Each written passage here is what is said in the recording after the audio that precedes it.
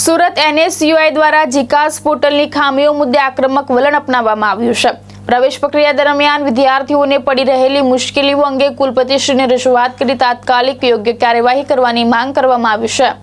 NSUI Surat શહેર એકમ દ્વારા જીકાસ પોર્ટલની ટેકનિકલ ખામીઓ મુદ્દે કુલપતિશ્રીને લેખિત રજૂઆત કરવામાં આવી હતી।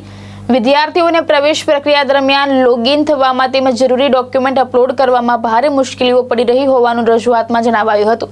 NSUI દ્વારા માંગ કરવામાં આવી છે કે વિદ્યાર્થીઓને ફોર્મ એડિટ કરવાની વધુ તક આપવામાં આવે, જેથી નાની ભૂલોને કારણે વિદ્યાર્થીઓનું વર્ષ બગડે નહીં।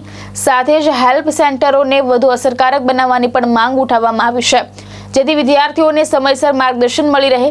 વિદ્યાર્થીઓના હિતને ધ્યાનમાં રાખીને પ્રવેશ પ્રક્રિયાની તારીખો વધારવા અને પોર્ટલની ખામીઓ તાત્કાલિક દૂર કરવા NSUI યુનિવર્સિટી તંત્ર સમક્ષ રજૂઆત કરી છે। NSUIના આગેવાનોનું કહેવું છે કે ટેકનિકલ સમસ્યાઓના કારણે અનેક વિદ્યાર્થીઓ મુશ્કેલીનો સામનો કરી રહ્યા છે અને તંત્રએ તાત્કાલિક હસ્તક્ષેપ કરવો જોઈએ।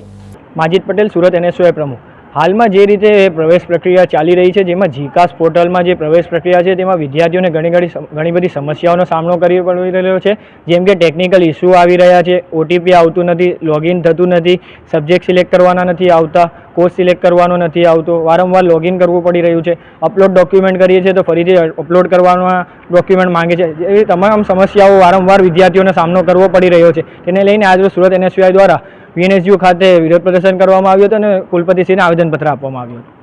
શું માંગ કરવામાં આવી? અમે માંગ કરીએ છીએ કે આ જે જીકાસ પોર્ટલ છે, જેમાં ટેકનિકલ જે ઇસ્યુ છે એ ટેકનિકલ ઇસ્યુઓને સુધારવામાં આવે અને જે પ્રવેશ પ્રક્રિયા છે તેને સરળ કરવામાં આવે। કે આ પ્રથમ વખત નથી જીકાસમાં, જ્યારથી જીકાસ પોર્ટલથી પ્રવેશ પ્રક્રિયા ચાલુ થઈ છે ત્યારથી વારંવાર આ સમસ્યાઓ વિદ્યાર્થીઓને ઘણી સમસ્યાઓનો સામનો કરવો પડી રહ્યો છે। આના અગાઉ પણ ગઈ વખતે પણ જ્યારે જીકાસ પોર્ટલની પ્રવેશ પ્રક્રિયા થઈ હતી ત્યારે પણ રજૂઆત કરવામાં આવી હતી અમારા દ્વારા, અને આ વખતે પાછું એ જ સમસ્યાઓનો વિદ્યાર્થીઓને સામનો કરવામાં પડે છે। આથી અમારી માંગ છે કે આ જે ટેકનિકલ સમસ્યાઓ છે તેને દૂર કરવામાં આવે, યા તો પછી જીકાસ પોર્ટલ હટાવીને જે પ્રથમ સરળ પ્રક્રિયા હતી તે સરળ પ્રક્રિયાથી પ્રવેશ પ્રક્રિયા શરૂ કરવામાં આવે। ભાવેશ ઉપાધ્યાય, દ્રષ્ટિકોણ ન્યૂઝ, સુરત।